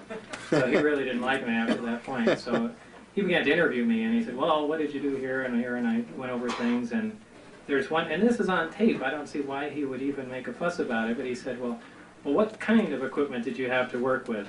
And I said, a wide variety of, you know, of different things. And he said, well, what about your bench? What was on your bench? I said, anything you'd find at a normal tech bench. I said, oscilloscopes, DVMs, things like that. And he said, okay. And then, you know, later I heard through the grapevine that he's out doing a lecture. And Bob Lazar said he back engineered the flying saucers with an oscilloscope and a DVM. And you know, and this is it was on tape. And I think a lot of that's, he's really pretty pissed at me for shooting down the movie. But I had no idea that was going to be the effect, or else I would have reserved my opinion. You know, right. But you know, it's just the way it goes. What was the physical layout of the compound where you worked at like? Could you describe it? It was long. It was about up the side, on the side of the mountain range there, where all the hangar doors went alongside, and then there's a long corridor that goes down in back of the hangars. Off that corridor comes several rooms, only 2 or 3 of which I've been in. The medical area, the lab that I work in, and then there's a small little room where I read some briefings and things along those lines. But I haven't been in any of the other rooms or know if there are things behind it or underneath it. So that's all I can help you with on that. Last night, John Lear said that you really didn't believe that there was anything unusual going on in those space shuttle shots. You thought it was ice particles, you know, these ones they've been claiming are the STS-48. Oh, yeah. That's not ice, it's dust. or dust, whatever. There's no ifs, ands, or buts about that. You know, that's. Have you seen the Hoagland Yeah. analysis? Yeah, I've seen the whole thing. I've seen a copy from NASA, and it's, you know, unfortunately, it would be neat if there were flying saucers. But if you see a bright white flash first, that's the positioning thruster firing on the But the left side of the attitude shuttle. of the shuttle didn't change, right? No, it doesn't. It normally doesn't do that. You know, those are station-keeping thrusters, and that it all depends. If the thruster is firing in the direction of the shuttle, keeping its forward momentum, there'll be no attitude change. That's only if they're firing a pitch rocket will you see a change like that. And the fact that it flew forward means it was firing in the direction of the shuttle. So those little dots and things you see, I mean, I firmly believe, because I've seen other things along those lines, are right on the lens. They're not on the horizon. That's why you see a flash, there's a delay, and then particles that are normally floating in space, you see dart off like that because of the delay time from that. And, you know, until I see something else that leads me to believe that, I know it looked neat, you know, like there was a flash and something came up from the ground, but if you just watch that and think that these are right against the lens, and that bright flash is one of the linear thrusters firing, that, you know, you'll probably have a different opinion of it. But what about the right angle move? It's a 45-degree turn, which means it has to stop. Right, you're talking about little dust particles that are moving, and then when the thruster fired, you know, it doesn't. There's no mass to them in the reverse There direction. are other particles in the video that do the exact same thing. They're all Yeah, if you look at the whole video, not just the crop down, there's all kinds of junk floating around, and when that thruster fires, there's about a 1 second delay, and everything goes flying off exactly like you'd expect. Everything goes flying off and drifting except for one item that accelerates at like 10 times the speed of all the other items in the video. Yeah, but there's. Have you seen Hoagland's detailed breakdown? Yeah. Okay, what about when he's talking about the light coming over the horizon of the planet, under the layer, I forget what he calls the layer, and over the ionosphere, but over the horizon? Yeah, but that doesn't, it still doesn't make sense. It doesn't take into account that something is right on the camera lens. Did the tape that you listened to, did it have the last transmission from mission control? They have I really don't. I don't remember. No, I'm not standing on this like this is absolute fact, but from what I've seen. Most of the tapes have had that edited off. Last of the tape said heads up, rad down, which means pay attention and keep your mouth shut. I don't know. I mean, that's my opinion, and I haven't seen anything to veer me from it. But you know, I always remain open-minded. But I don't know. That's all I can say. You mentioned the photon earlier. Do you think physics is taking a wrong turn by looking for exchange particles when you're talking about the strong force or gravity there? Not clear on why you're skeptical about the gravity. About the graviton? Yeah, every other force seems to have an exchange particle connected with it. No, not necessarily. I mean, they make it have one, but you know, as time goes on, that really hasn't held true. And you know, the bottom line is they don't. Well, first of all, they don't even believe there's a graviton anymore, so I'm not the only one. As far as exchange particles, you know, still, though some of them, like the zeta particle, maybe that's an actual thing. But you know, when they're looking at transfers of energy, I think these are scapegoats, you know, for the most part. And you know, a lot of the experiments that I was doing in Los Alamos essentially was along these same lines, but you know, other exchange particles like the intermediate vector boson, you know, I don't believe that thing exists. I really don't. I think they're grabbing at straws and just coming up with excuses. Did you use or see any kind of drawing, mechanical drawing or electrical schematics? Oh, sure. Any kind of documentation, special which we don't know? Of what we knew of the amplifier and engineering layouts and things along those lines, and I've duplicated those at home.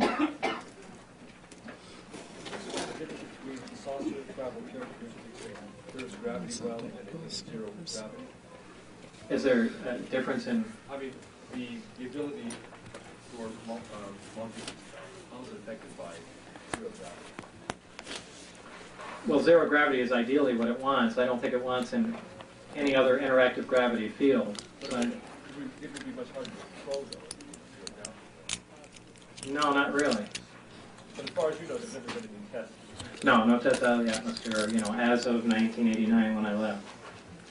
since it is controlling gravity, would it be possible that these things could either make themselves entirely invisible or a field of invisibility by bending the light around the outside of the ship? Yeah, that's a byproduct of what's going on, because just as any large source of gravity bends light, and you get an intense focus source like that, and it's going to really distort it. Do I understand correctly that you just said that you duplicated the gravity amplifiers? Some of the equipment and most of the drawings. Yeah. And when you say duplicate, you mean test it to see if it works? No, I'm not tested it because I don't have the facilities to do that. But like I mentioned to someone else earlier, that this summer I'll be patenting those drawings and that device itself. So should anyone decide that all of a sudden they discovered it, and since they've made no claim to it, I'll have the patent. Wait a minute, you don't know about this? Great. Come on. You know, that's really part of the Federation, the Intergalactic Patent Treaty. Don't you know about that? No, I didn't sign that, so it doesn't That's count. right. I'll drink some ice water. Yeah. Yeah, sure. Okay, so talking about gravity amplifiers. How do you build a gravity wave detector? Let's say you can determine the frequency and the source direction of a gravity wave emanating from the planet and other source. Well, actually, a gravity wave detector is a tough thing to make, and they are being made, and I don't exactly follow what they're doing, but I know the basis of what it is. It's a giant drum. It's 20 or 30 feet long, and it's filled with dry cleaning fluid with carbon tetrachloride in there, and it rotates. And I never paid much attention to it. I have no idea how that detects a gravity wave, but I think Caltech has even funded one of them. Well, I mean the gravity waves that you're talking about. Well, gravity waves are gravity waves. What about the small gravity wave, gravity A? How do you detect that? What is the frequency of that? The frequency that the actual reactor operates at is like 7.46 hertz. It's a very low frequency. That's the frequency of Earth's gravity or universally all gravity? That's the frequency that the reactor operates at. Did you use any computer process in the control process? Or? In the control process? No, I wasn't affiliated with that.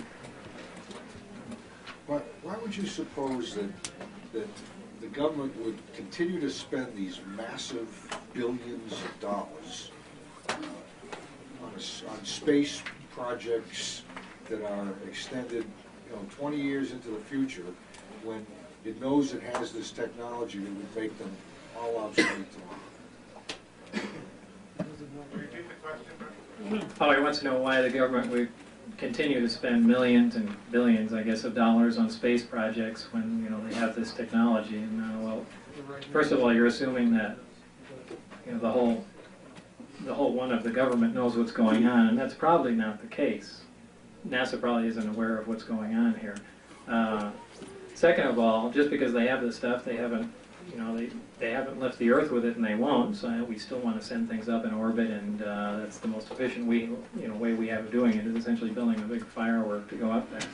But if they spent the same money in developing this technology, or half of it, they'd probably be able to... Not necessarily. Sometimes all the money in the world doesn't get you anywhere.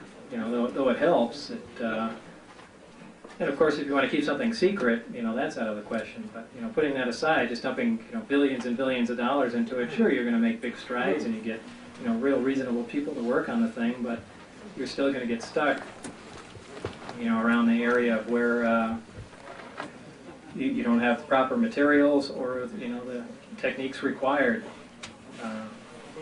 to manufacture these things, and that's where you'll get stuck. If your patents, or when the patents get approved, what do you plan on doing at that point? Nothing. Just Nothing? paying the yearly fee to them and leave them alone. Comment on your debriefing a little further. What happened? They really didn't go into much. It was, they wanted to know what we were doing out there, and they went into, well, we reviewed this was secret. When we said it was secret, we didn't mean bring your friends here and, things along those lines. They had flown in 2 of the guards that were on that truck that were watching us. And it was my impression that they didn't know what was behind the mountain, what we were watching. They were just told to guard what was going on. I made it a point of bringing up the flying saucers and things of that sort, and that's when they threatened me. That's when they mentioned the thing about my wife. The way the reactor's operating, that the pulses that we detected out of it were probably, instead of a straight DC power supply, it was a lot more along the lines of a pulse, as if we were getting bursts of particles coming out. An antimatter emission and a reaction, a pulse of energy, and that would repeat. That's around 7.5 hertz, something along those lines.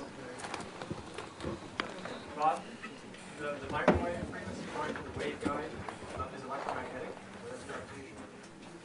Well, they're one and the same. I don't understand what you mean. Well, I mean, gravity is, unfortunately, since physics hasn't gotten to that part yet, but gravity essentially is part of the electromagnetic spectrum. What frequency is it?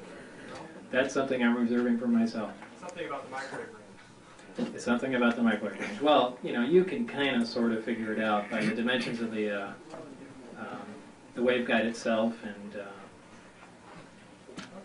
that's about it. Positive energy is regular photon. Photon. No, it's not photon. Okay, but it has a similar electromagnetic. Right. I'm not trying to be secret, but this is part of the equipment that I'm working on, and I want to get it operating before. Well, we'll find out one day. Absolutely. Good. Did you ever get any idea through any documentation or anything that this kind of alien technology is being researched or tested at any other planets? No. Bob, this information at S4 about gravity, propulsion, and so on, wave control, what does that do to endeavors like Kip Thorne at Caltech with his LIGO wanting to spend tens of millions or multiplied millions on this light interferometry gravity observatory? I mean, doesn't it rather mothball that? It does, and that's just another reason for people not to, look at this from a realistic point of view, because it really will shoot down a lot of research effort like that. Exactly. It shouldn't. It shouldn't. It's research like that should go on anyway, if for nothing else, just to prove that it doesn't work. It's. Can I ask a follow-up? I'm sorry. Can you speculate as to how you think they found us, or why they came to us? You can speculate as well as I can. I really can't. I mean, would anything in their technology seem to imply that they can sense life anywhere else, or? It doesn't seem like just randomly flying around the block, around the galaxy. No, but if the documentation was correct about genetic manipulation, they didn't have to find us. They put us here. Forgot about that. They didn't just happen to snoop around Roswell one day, right? Probably not. Do you ever hear anyone allude to the fact that maybe the Russians might have their own area S4?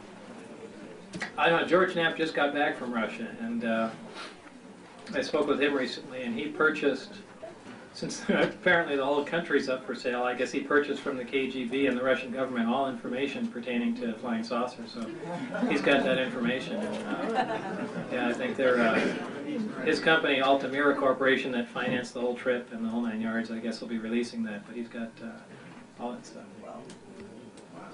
Just a couple more. I'm really beat. Always worries me to come up here because of the atomic blast that were upwind of us in Plutonium Valley, probably 40,000 miles away. Whatever happened to the plutonium in the U-238 that's been dispersed here and around this area, the fallout that went up to Cedar City? How much, according to that EPA monitor a quarter of a mile away, we're about 4 times the background dose that we've been getting in Los Angeles. Plutonium?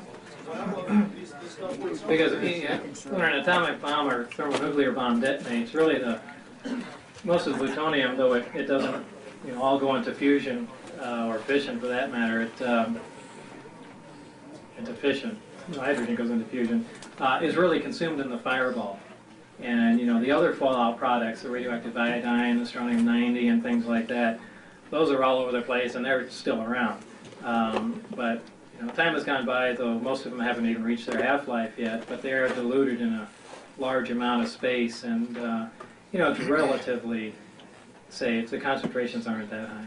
So if we went down to Groom Lake Road and got chased out by the guards and all the dust that got in the automobile. Oh, that's no problem. You know, you die of something else way before that. So, Bob, the Cash Landrum saucer that gave off this tremendous radioactive radiation and causing these ladies irreparable harm, how does that fit? That's obviously not element 115 gravity wave. No, it's not. I think that was, I'm not even convinced that that was a alien craft. That might have been a government attempt at a nuclear-powered craft, incredibly dirty, obviously, that, and they, just looking at some of the, medical photographs, the burns and, the loss of hair, was either gamma or a neutron radiation, and I don't know what the status is. Well, that brings up another question. Our friend Jeff, who actually saw the saucer up close, it shot out at him right at mailbox. He saw it up close. We showed that earlier, by the way. Anyway, he said that he got a sort of a sunburn, probably from UV. Is it possible these craft give off Well, UV? beta burn is also, looks like sunburn, yeah. Beta particles, electrons. It looks exactly like sunburn. So this would be the radiation from the craft and the excess. Yeah, but if you just were going for a blood cell test, a high white cell count will verify that it was radiation exposure, because you get that reflex operation. Bob, I know it isn't your first choice to make public appearances like this, so I just want to tell you, in case nobody else states it clearly enough, that we all of us really appreciate you coming out here and speaking.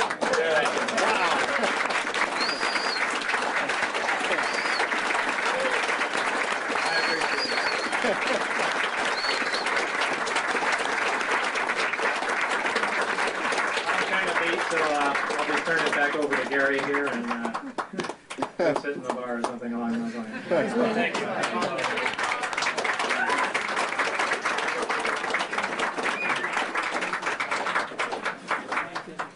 Is protected by the power of the respective governments and is used to perpetuate the conspiracy's vast wealth by the creation of money out of nothing. 2. In the United States, this monetary fraud is perpetuated through the Federal Reserve System. Although the executive branch theoretically has some control over the system through occasional appointments, in reality, it is the system and those behind it who control the executive branch. 3. The capitalist conspiracy in this country surfaces to public view in the form of the semi-secret Council on Foreign Relations. Its members exercise their control over the nation through government.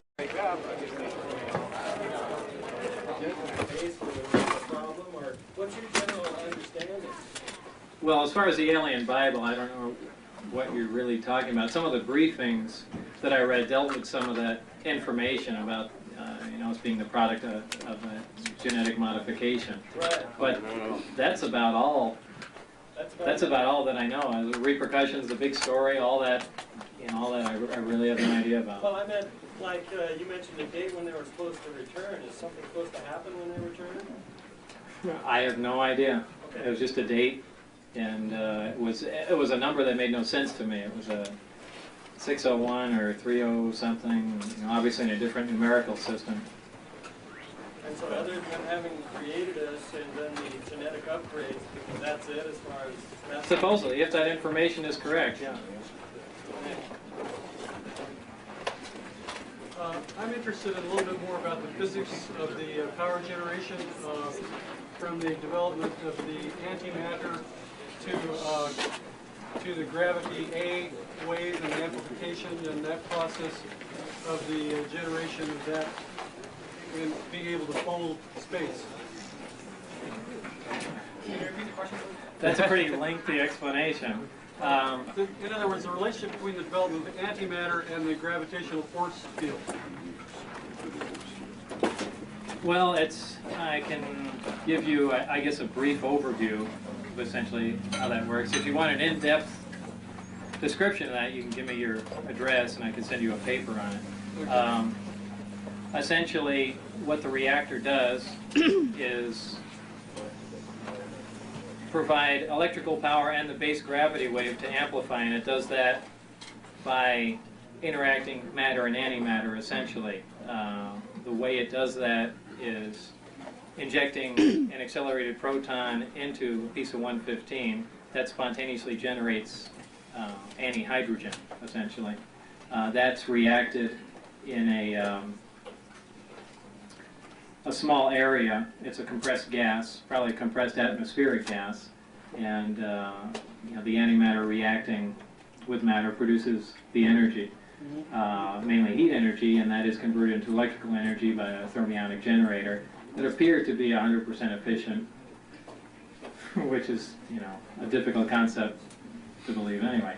Also, the reactor has two functions. That's one of them. The other function is it provides the basic gravity wave that's amplified, and that appears at the upper sphere of the amplifier itself, and that's tapped off with a waveguide similar to microwaves, and is amplified and focused, essentially. So how is the electrical energy related to the amplification of the gravitational A-wave energy? They're probably about 4 inches thick anyway, so you really can't tell how thin the skin is itself, or if it's exotic or like. Yes, more on this element 115 and your contention that it couldn't be made here on Earth. What if you found the right bombardment speed, the right target shape, and the right containment? Well, I imagine with enough time you can make a small amount of it. I mean, my analogy is look at look at how long it takes to make gold in an accelerator from bismuth or something like that. But that may just be a technology that hasn't advanced far enough yet. Right, but the bottom line is you have to sit there and plug in protons and neutrons, for that matter, into an existing atom, and you have to do it, essentially on an individual basis, and they're not all going to catch on. Some are going to.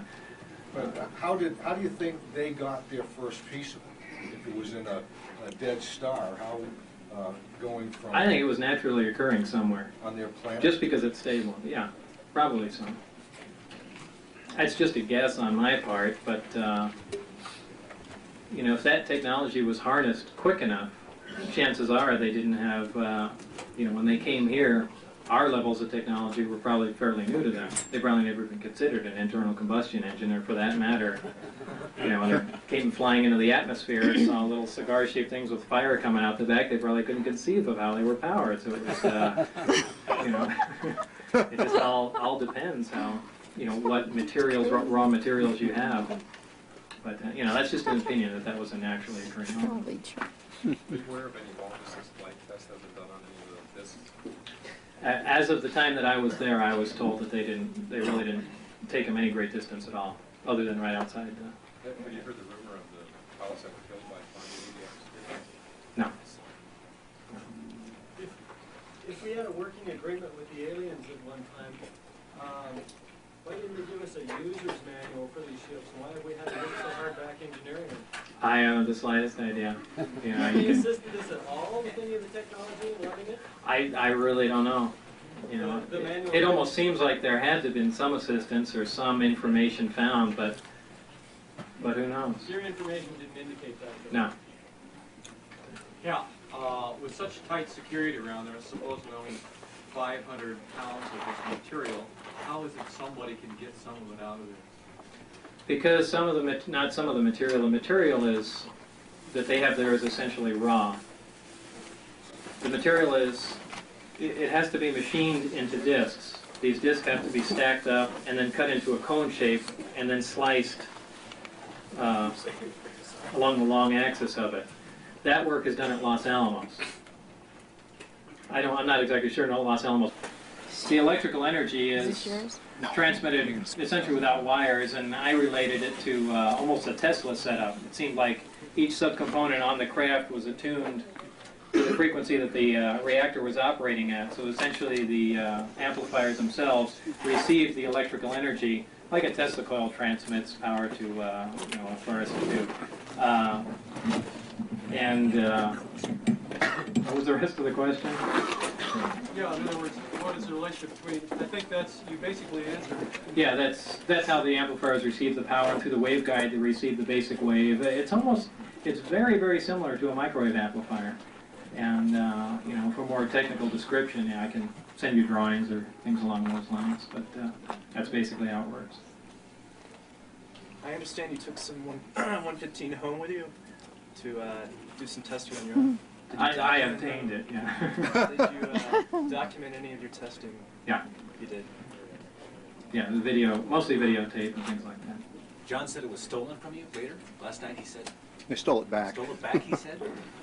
Well, there's another level to that, but like I said, right now it's in private hands. Okay. Element 115, John said last night that a wedge that's about 2 inches in length will run the ship up to 30 years. How does that go in light years? How long would that be? Well, it really depends on the energy level. The more energy you expend, the you know, greater consumption of fuel, just like in any modern machine. So it really all depends on the amount of energy you request out of it. What is Dr. Keller's relationship to S4? Do you think he might be working on antimatter weaponry? I don't know, but he was certainly, I forgot what his exact title was. He was chief consultant or something along those lines. And as far as antimatter weaponry, I don't think anyone was involved in that. There was certainly some beam weapon work, and you know, Teller's been involved with that. I think his last project at Livermore, Los Alamos was, I think he called it Super Excalibur, and that was essentially a nuclear bomb detonated in orbit and fiber optic light guides that directed X-rays to incoming warheads. And that's his pet project. He loves that thing, so I don't think he'd jump to antimatter weapons. All the way in the back there. What, on your sports tunnel that you worked on, what do you think was on level 3, and where were the bathrooms? I don't know if anything was on level, well, I don't know if there were any bathrooms. On level 3, I can only guess, and I would imagine that there was some sort of navigational equipment or their version of a computer or something along those lines, because I saw nothing else that controlled the amplifiers, the directions they pointed at. Knows what they're doing. Apparently they think that they're developing the little coins they're working on is some new type of armor. And having worked at Los Alamos and know people around that area, that's how I obtained some of it. Can you say anything about Project Looking Glass and the relationship between gravity and time? Well, gravity and time are almost essentially the same thing. And Looking Glass dealt with using gravity essentially to distort time, and as I've said before, I really know very little about that, but you know, they were only talking about milliseconds or even less microseconds of time distortion. They're not like looking back in time to see who killed Kennedy or something. The craft that are you talking about, the scout craft, is that the one that's like the Adamski picture with the 3 domes underneath? And if it's not, I'm not exactly sure what the Adamski okay, picture. it's the saucer shape that has. This is the one balls that looks like one of the Meyer craft. Did you see any others than that one, or is there 9 up there? Yeah, I saw 9 total, but that's the only one I got close enough to. Did you see the one with the 3 domes underneath, that 3 balls underneath, that has the central housing underneath? No. And then the second question was, did anybody give you any indication as to who was driving, or any information on that? I assume that it was humans that were piloting the craft, though it could have been remote control, but at the one test flight that I saw on the ground, they were in radio communication with someone, and I assumed it was someone in the craft. I imagine it's possible that it could have been a remote observer somewhere, but and I just assumed that the seats were retrofitted, or they were sitting on the floor for that matter. Are you familiar with, I have a couple aspects of the question. Are you familiar with Howard Menger's Electrocraft and Otis Carr's saucer design? And how are their devices, how do they generate their gravity fields compared with what you've described? And lastly, can you speculate how why the commercialization of some of these crafts hasn't been possible with so many different patents applied for these kinds of design crafts? Because they don't work. Are there any G forces encountered No. by the pilots inside the craft? I don't know. No, no, no. From your interviews, you seem to feel that the Area 51 or the S4 test site was kind of slipshod in how it does its research. That it really doesn't have the facilities there to actually do the research correctly. And also, I'm wondering, could you comment about that? And also, I'm wondering what you could tell us about the other types of ships you saw there that you felt were alien in origin. Well, as far as the research, Bob, how do you foresee that mankind can develop this type of machine? I really don't. I really don't, without access to certain materials. Or maybe new manufacturing techniques that can produce those, but until those problems are solved, you know, the fact that we even know how to deal with it or even duplicate it, you know, it's pretty useless. How many other materials might be necessary besides 115 that you know of that were contained on the ship? That might be it. The rest of it might be just essentially polishing up manufacturing techniques, making things smaller. You know, just general increase in technology, getting a small accelerator running at a higher energy level. I don't know about the metallurgy aspect of the craft. I don't think any exotic metals are necessary, though they may be employed. I imagine you could make a craft out of aluminum if necessary, but what part that plays, I don't know.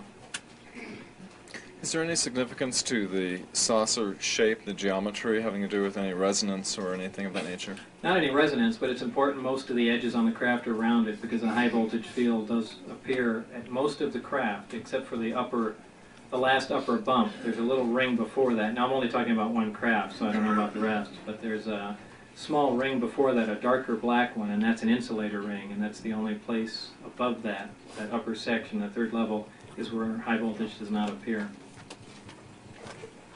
Did any technology that came from the aliens resemble anything that we can do today? Have we advanced to any degree that they are? Well, there are some basic things. You know, the fact that they're using a little accelerator, a little bit smaller, you know, we have things like that, if that's what you're getting at. You know. Anything really advanced? Well, as far as controlling gravity waves, you know, yeah, other than the fact of just the way the craft operates, you know, by manipulating gravity, that's about it, really. Oh, I wanted to ask you, talking about metallurgy, what you observed in terms of the structure, the skin of it, the thickness, because there were reports from Roswell and otherwhere that there was a very thin type of metal skin that was really undamageable and so on. What was this construction of it like? Well, I called it metal, and I really can't say that's what it was. I called it metal because I slid my hand across it, and it was cold, and it was lustrous. So. Did you notice any place like where, an edge or something where it may have been a lot thinner than your standard metals that are balloon that's used in aircraft? It's hard from the outside. You can't tell. When you walk in, the way the archways are inside,